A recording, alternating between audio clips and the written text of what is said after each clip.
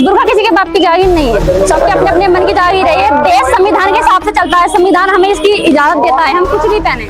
वो मौलाना आतंकवादी हैं, वो इस दुनिया से मिट जाएं तो ये हमारा हिंदुस्तान इतना अच्छा हो जाएगा, सब लोग प्यार और मोहब्बत से रहेंगे। संभल की विवादों से घिरी तमन्ना मलिक एक बार फिर से पूरे देश में चर्चा का केंद्र बन चुकी है। न पुलिस के नोटिस की परवाह, न विरोधियों की धमकियों का डर। तमन्ना ने अपनी आस्था और इरादों से साफ कर दिया है कि जब कदम निष्ठा के साथ उठते हैं तो कोई भी रुकावट उनका रास्ता नहीं रोक सकती। तमन्ना 2026 की इस पावन कांवड़ यात्रा में पूरी श्रद्धा के साथ हरिद्वार से गंगा जल लेकर डासना मंदिर की ओर बढ़ चली हैं।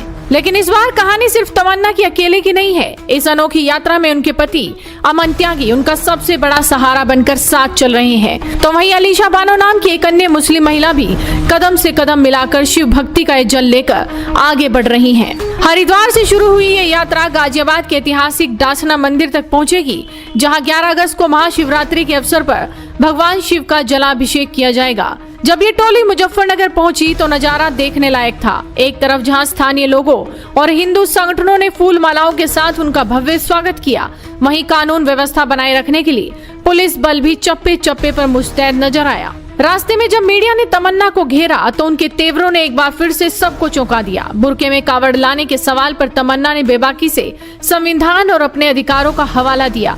साथ ही कावड़ियों पर विवादित टिप्पणी करने वाले मौलाना साजिद रशीदी पर भी जमकर बोली। मैं यही संदेश देना चाहती हूँ, जितनी भी बहनें हमारी मुस्लिम धर्म में हैं, अगर वो आना चाहती है सनातन धर्म में तो वो आ सकती हैं, क्योंकि सनातन धर्म में महिला को बहुत इज्जत और सम्मान मिलती है, जीने का अधिकार मिलता है। सनातन धर्म एक ऐसा धर्म है दुनिया के अंदर जो कि बहुत शांति से जीता है इंसान। हरिद्वार से पहुंचना है आप लोगों को? हमें जाना है डासना धाम पर। बुर्के को लेकर ऐतराज जाहिर किया जा रहा है। दुर्गा किसी के बाप की जागीर नहीं है, सबके अपने अपने मन की जागीर है। ये देश संविधान के हिसाब से चलता है, संविधान हमें इसकी इजाजत देता है, हम कुछ भी पहने। अभी मौलाना कह रहे हैं कि जो कावड़ी आतंकवादी होते हैं, इसको लेकर क्या कहेंगे? वो मौलाना आतंकवादी हैं, वो इस दुनिया से मिट जाएं तो ये हमारा हिंदुस्तान इतना अच्छा हो जाएगा, सब लोग प्यार और मोहब्बत से रहेंगे। तो समाज के लिए कहना चाहते हो? समाज के लिए मैं यही कहना चाहती हूँ, सनातन धर्म से अच्छा कुछ भी नहीं है दुनिया के अंदर, बस एक ही धर्म है, वो है सनातन धर्म। मौलाना रशीदी जो ये बकवास वहाँ पे बैठ के कर रहा है, अगर मेरे सामने आए तो इसकी चांद पे 4 जूत तो मैं मारूंगी।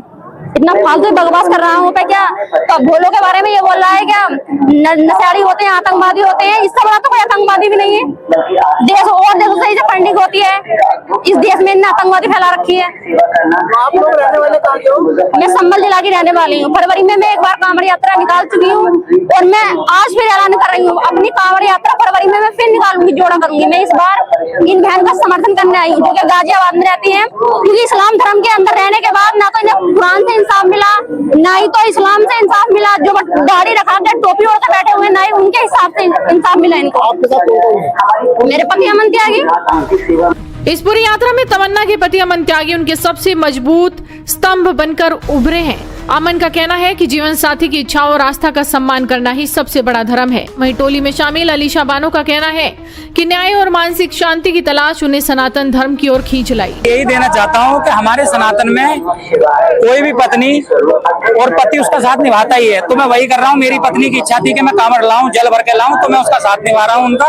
और सनातन हमारी एक मुस्लिम बहन और हैं, उन्हें इस्लाम के हिसाब से, कुरान के हिसाब से और इन जिहादी मौलानाओं के हिसाब से भी इंसाफ नहीं मिला है, तो उनकी सनातन में आस्था है, वो सनातन में आई हैं, भोलेनाथ का जल ला रही हैं।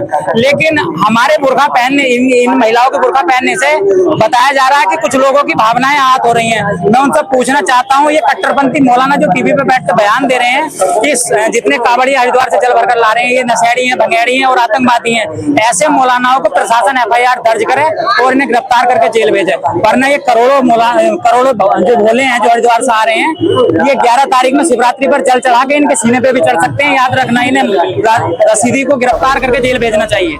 आस्था, संविधान और व्यक्तिगत पसंद के इस अनोखे संगम ने सामाजिक और राजनीतिक गलियारों में एक नई बहस को जन्म दे दिया है। अब देश भर की निगाहें टिक गई हैं 11 अगस्त को गाजियाबाद के डासना मंदिर पर, जहां शिव भक्त जल अर्पित कर अपनी इस ऐतिहासिक यात्रा को पूरा करेंगे। तो आप भी अपनी नजरें बनाए रखिए, साथ ही इस वीडियो को शेयर कीजिए और जुड़े रहिए हेडलाइंस इंडिया के साथ।